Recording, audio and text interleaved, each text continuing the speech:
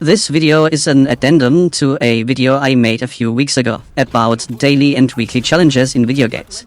This right here is not scripted, so excuse me if I go off script or stumble over my own words. This is not my first language, so yeah.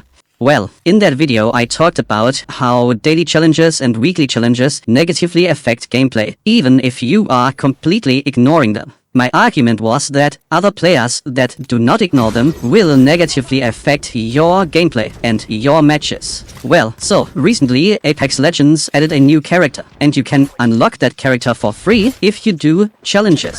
So, as you can imagine, everyone does the challenges. Everyone tries to farm the challenges as quickly as possible. What you see in the background is a recent match that I recorded. And I don't know if you have noticed, but the enemy team basically left entirely, except for one guy. For one guy alone stuck around till the end. Everyone else left. Why is that?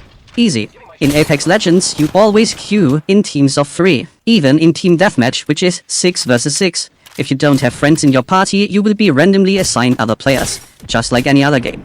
But in Apex Legends, only one person for each trio can select the same character. This means you can steal the character of another player. These challenges that you have to do to unlock this new character are challenges that you have to do with said new character.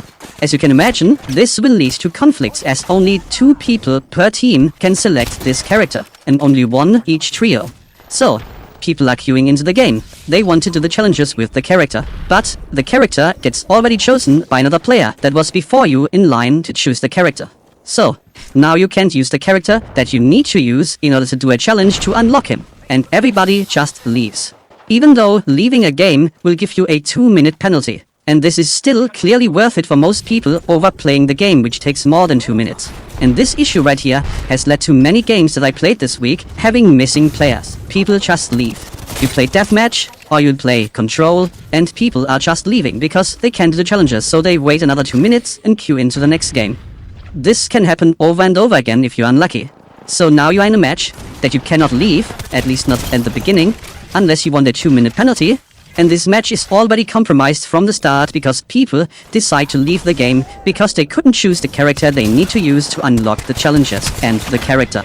Now, Respawn implemented a second version of these challenges that you can do with another character, with Pathfinder. Hi. But the versions of the challenges that you can do with Pathfinder take about 3 or 4 times as long as doing the challenges with the new character Sparrow.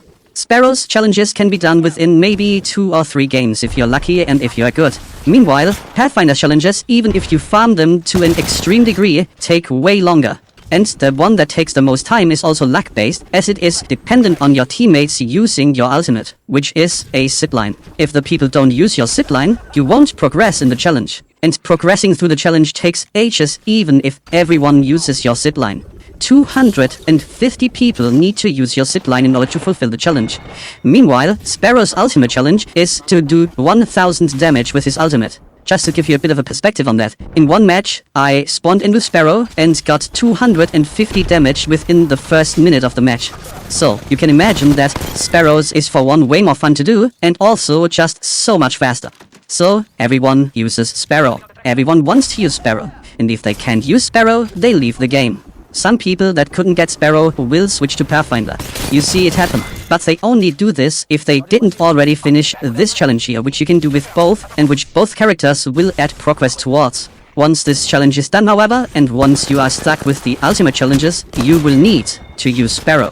Or you will need to play for hours trying to do it with Pathfinder. So, the fastest way to do this challenge is to leave the game, get a 2-minute penalty, and then queue in again into the next game, hoping that now you can get Sparrow. This leads to players leaving the lobby and leads to really boring matches where the enemy team is just decimated by players leaving. Because once the first 2 players leave, 1 for each trio that didn't get Sparrow, the team is already at a disadvantage. And then other people will leave, because who wants to play a 6 versus 4?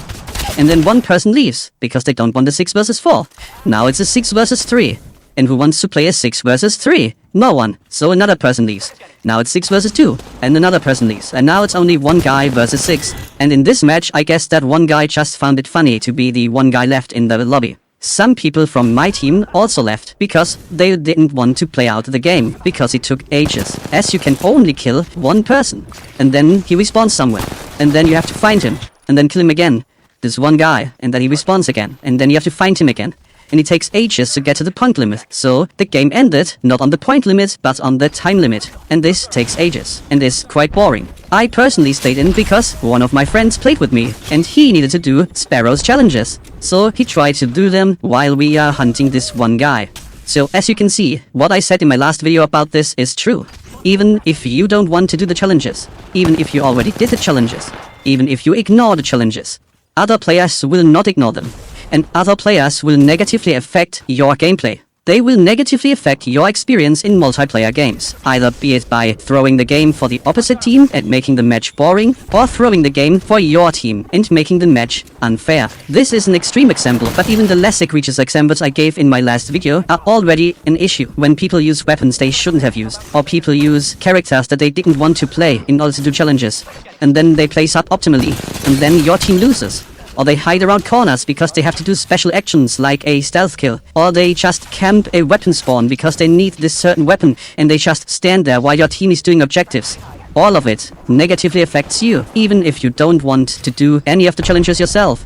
Even if you don't want to unlock any cosmetics, it negatively affects you, it negatively affects everyone. And this is why, in my opinion, these challenges need to go. They are not designed to be fun for the player. They are designed to keep you playing for longer, which then bolsters the player numbers that these companies can show their shareholders. That's all it is about, and nothing else. It's not for fun, it's for them, to keep you playing.